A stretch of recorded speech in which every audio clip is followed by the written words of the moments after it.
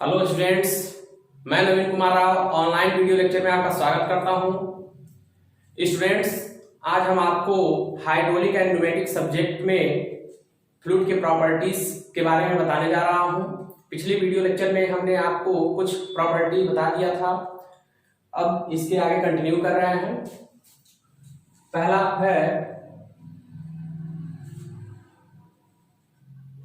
Cohesion.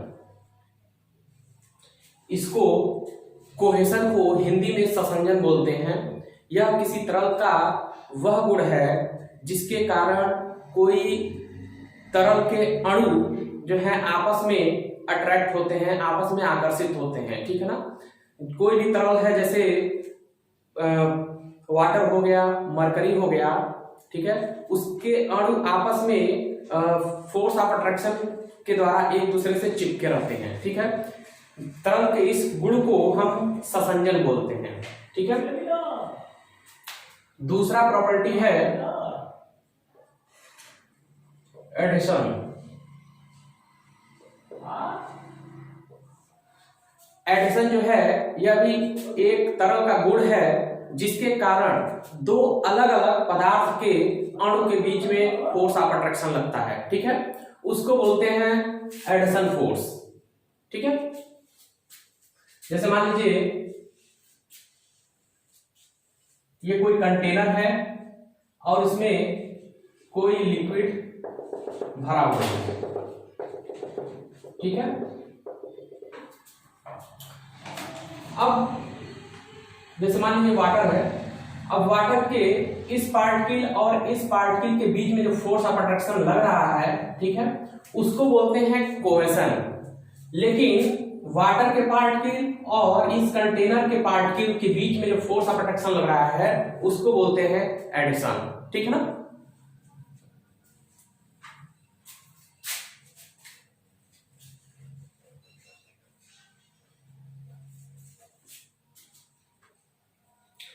Next property है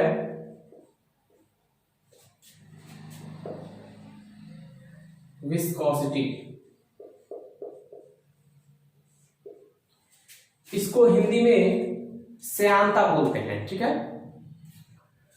viscosity क्या होता है ये समझ लीजिए आप लोग। विस्कोसिटी यह किसी तरल का एक ऐसा गुण है जिसके कारण प्रवाह हो रहे द्रव के लेयर के बीच में जो रिलेटिव मोशन होता है, उसके बीच में जो रिलेटिव मोशन होता है उसको क्या करता है, वो अपोज करता है। ठीक है ना। जैसे कोई भी द्रव प्रवाहित हो रहा है तो कई लेयर में होंगे। ठीक है ना। जो एडजेसेंट लेयर होंगे, जो नजदीक के आपस में जो नजदीक लेयर होंगे, उसके बीच में क्या होता है, वो एक दूसरे के ऊपर स्लाइड करते रहते हैं। ठीक है। तो ये निचला वाला जो लेयर है वो क्या करेगा, ऊपरी वाले लेयर को आगे बढ़ने से रोकता है। ठीक है ना। उन दोनों लेयर के बीच में एक internal resisting shear stress force लगता है जो कि प्रवाह होने का वो विरोध करता है। ठीक है। तरल के इसी गुण को हम बोलते हैं विस्कोसिटी। ठीक है। इसको म्यू से रिप्रेजेंट करते हैं, इसको बोलते हैं म्यू। ठीक है। जैसे मान लीजिए ये कोई सरफेस है, इस तरह से कोई फ्लूइड है वो बह रहा है, कोई भी तरल है वो प्रवाहित हो रहा है। जो इस सतह के पास में जो लेयर है उसमें क्या होगा, फ्रिक्शन की वजह से ये बहुत कम प्रवाहित होगा, बहुत कम गति से ये प्रवाहित होगा। इससे ऊपर जो होगा उसमें थोड़ा और कम फ्रिक्शन फोर्स लग रहा है। जो सबसे ऊपर है उसमें जो है बहुत ही कम फ्रिक्शन फोर्स लग रहा है, बहुत तेजी से वो मूव करेगा। तो इसका वेलोसिटी प्रोफाइल अगर ड्रॉ किया जाए तो कुछ इस तरह से मिलेगा। जैसे मान लीजिए एक लाइन ड्रॉ कर ले रहे हैं यहां से, इसका वेलोसिटी प्रोफाइल अगर हम देखें तो कुछ ऐसे मिलेगा। ठीक है ना। ऐसा इसलिए मिलता है क्योंकि नीचे वाला जो लेयर है उसमें जो फ्रिक्शन फोर्स बहुत ज्यादा है, इस वजह से वो बहुत तेजी से मूव नहीं कर पाता है। जो सबसे ऊपर वाला लेयर है वो बहुत तेजी से प्रवाहित ऊपर स्लाइड कर लेता है क्योंकि उसमें जो फ्रिक्शन फोर्स है बहुत कम लगता है। ठीक है। इस वजह से वेलोसिटी प्रोफाइल जो बनेगा ऐसे बनेगा। ठीक है। अगर मान लेते हैं कोई भी एक लेयर कंसीडर कर लेना है ये, ठीक है, ये लेयर हमने कंसीडर किया है। यहां से यहां तक का जो ऊंचाई है उसको मान ले रहे हैं y, ठीक है, और इस लेयर को भी कंसीडर कर ले रहे हैं, यहां से यहां तक का जो डिस्टेंस है इसको मान ले रहे हैं dy, ठीक है। इस लेयर का जो वेलोसिटी है उसको हम मान ले रहे हैं u, और इस लेयर का जो वेलोसिटी होगा वो क्या होगा u प्लस कुछ, जैसे यहां पर इस पॉइंट पे जो वेलोसिटी है और इस पॉइंट पर देखा जाए तो इतना ये बढ़ गया, कितना बढ़ा है उसको मान लेते हैं du, ठीक है ना भाई। ये जो इस लेयर पे जो भी पार्टिकल प्रवाहित हो रहा है, कोई भी द्रव बह रहा है इसमें, तो इसका वेलोसिटी कुछ कम होगा, फ्रिक्शन फोर्स जो है इस लेयर में ज्यादा होगा कंपेयर टू दिस लेयर, ठीक है ना। तो कितना तेज बढ़ रहा है इसके कंपेयर में du जो है इतना जो है ज्यादा वेलोसिटी से प्रवाहित हो रहा है, ठीक है ना। अगर हम देखें इन दोनों लेयर के मध्य में, ये जो दोनों लेयर कंसीडर किए हैं, इन दोनों लेयर के मध्य में जो है एक internal resisting shear stress generate होता है। शेयर स्ट्रेस, अब देखिए ये जो लेयर है, ठीक है, ये जो लेयर है ये क्या करेगा, इसको बहने नहीं देगा, ठीक है ना। इस लेयर के द्वारा इस लेयर पर जो बल लग रहा है विरोध का, वो किधर लग रहा है, इस साइड लगेगा, ठीक है ना, इस साइड में लगेगा, ठीक है ना। और इस लेयर के द्वारा इस लेयर पर जो बल लगेगा, उसको जो विरोध कर रहा है वो किस डायरेक्शन में होगा, इस डायरेक्शन में होगा, ठीक है ना। अब देखिए इन दोनों का जो है अपोजिट, ये इस डायरेक्शन में लगा है इस लेयर पर, और ये इस लेयर पर इस डायरेक्शन में लगा है, ठीक है ना। तो शेयर स्ट्रेस इन दोनों लेयर के मध्य में लग रहा है, ठीक है। तो ये शेयर स्ट्रेस क्या होगा, ये शेयर स्ट्रेस होगा directly proportional to velocity gradient के। Velocity gradient du upon dy होता है, ठीक है ना, du अपॉन dy। इसको वेलोसिटी ग्रेडियंट भी कहते हैं, शेयर स्ट्रेन भी कहते हैं, और शेयर डिफॉर्मेशन भी कहते हैं, ठीक है। जब ये प्रोपोर्शनलिटी का साइन हटेगा तो यहां पर आ जाएगा coefficient of viscosity du upon dy, ठीक है।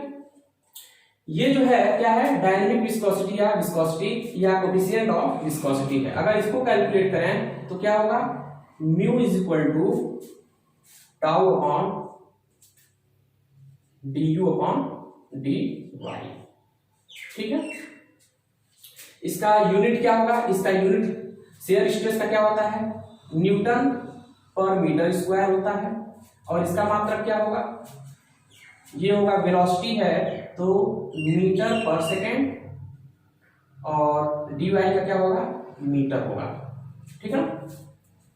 तो ये मीटर से मीटर जो है आपस में कैंसिल हो जाएगा, ठीक है। ये सेकेंड बचा है, इसका जो मात्रक होगा न्यूटन सेकेंड पर मीटर स्क्वायर, या हम ऐसे भी कह सकते हैं, ये क्या हो जाएगा, न्यूटन पर मीटर स्क्वायर, ये पास्कल हो जाएगा, पास्कल सेकेंड भी इसको कह सकते हैं, ठीक है। और इसी को हम न्यूटन्स लॉ ऑफ विस्कोसिटी भी बोलते हैं, न्यूटन्स लॉ ऑफ विस्कोसिटी, ठीक है। समझ में आया। ये तो इसका SI यूनिट है, लेकिन हम इसका एक यूनिट और होता है, पॉइस बोलते हैं उसको। क्या बोलते हैं, पॉइस। जो डायनेमिक विस्कोसिटी होता है, म्यू होता है, इसका एक यूनिट होता है पॉइस। 1 पॉइस जो होता है वो होता है 1/10 पास्कल सेकेंड, ठीक है। और 1 पॉइस को सेंटी पॉइस में अगर हम कन्वर्ट करते हैं तो ये हो जाएगा 100 सेंटी पॉइस, ठीक है ना।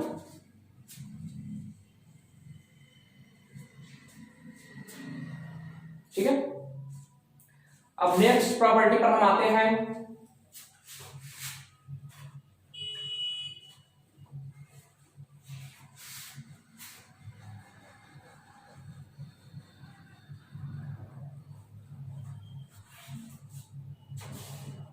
नेक्स्ट प्रॉपर्टी है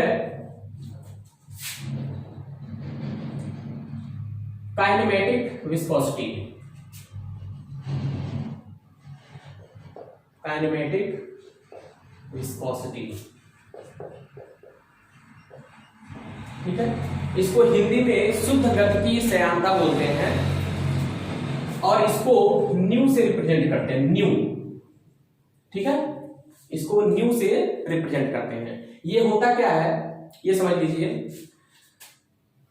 जो काइनेमेटिक विस्कोसिटी होता है यह एक तरल का गुण होता है जो उस तरल के डायनेमिक विस्कोसिटी और उस तरल के डेंसिटी के रेशियो के बराबर होता है। जैसे न्यू इक्वल टू होता है म्यू अपॉन रो, ठीक है ना। ये किसी तरल का एक गुण है, एक प्रॉपर्टी है जो डायनेमिक विस्कोसिटी और डेंसिटी का एक रेशियो होता है, ठीक है ना। न्यू इक्वल टू होता है म्यू अपॉन रो, ठीक है ना। अगर हम इसका यूनिट देखें एसआई यूनिट तो क्या होगा, अभी म्यू का हम जो है मात्रक निकाले हैं, कैलकुलेट किए हैं, इसका था न्यूटन सेकेंड मीटर स्क्वायर और रो का क्या होता है किलोग्राम पर मीटर क्यूब होता है, ठीक है ना। म्यू का हो गया ये और रो का हो गया ये, ठीक है ना। अगर इसको देखा जाए न्यूटन को अगर हम कन्वर्ट करें तो ये हो जाएगा मास इनटू एक्सीलरेशन होता है, तो किलोग्राम, एक्सीलरेशन का क्या हो जाएगा मीटर पर सेकेंड स्क्वायर हो जाएगा, ठीक है, into second divided by kilogram पर मीटर क्यूब, ठीक है। एक सेकेंड से ये कैंसिल हो गया, किलोग्राम से ये कैंसिल हो गया और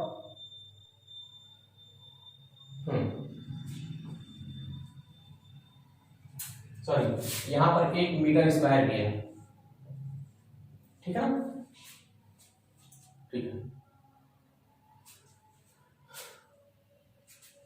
तो अब ये बचेगा क्या क्या, ये हो जाएगा मीटर इंटू मीटर का क्यूब, ये वाला ऊपर चला जाएगा और नीचे बचेगा मीटर का स्क्वायर, ये वाला, और हाँ सेकेंड भी हो जाएगा, ठीक है ना। तो ये मीटर का स्क्वायर जो है एक ये कैंसिल हो जाएगा, बचेगा यहां पर मीटर का स्क्वायर सेकेंड, ठीक है। काइनेमेटिक विस्कोसिटी का जो एसआई मात्रक होगा वो क्या होगा मीटर स्क्वायर सेकेंड होगा, ठीक है। इसका एक और मात्रक होता है स्टोक, क्या होता है स्टोक, ठीक है। एक स्टोक में कितना मीटर स्क्वायर पर सेकेंड होता है, ये होता है 10⁻⁴ मीटर स्क्वायर पर सेकेंड, ठीक है ना। इसको हम सेंटी स्टोक में कन्वर्ट करेंगे अगर तो ये हो जाएगा 100 सेंटी स्टोक, ठीक है ना। स्टूडेंट्स इससे संबंधित जो न्यूमेरिकल है अगले वीडियो में हम उसको बता देंगे, ठीक है। Thank you.